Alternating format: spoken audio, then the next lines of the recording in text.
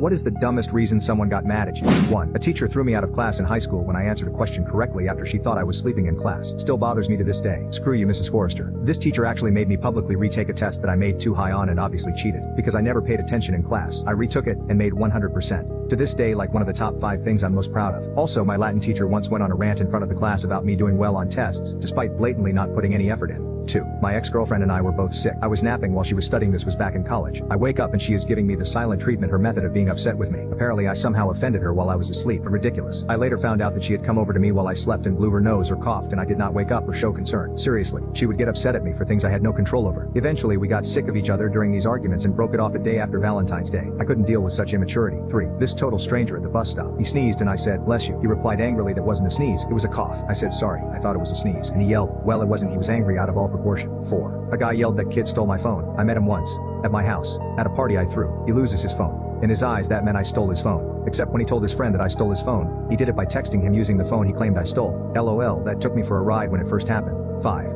A coworker was angry with me because I called in sick from work. She wouldn't talk to me for 2 days, so I finally asked what her problem was. She said, "Well, I was feeling really sick and was going to call off too, but didn't, and I never take a day off sick, so it's kind of unfair that you did."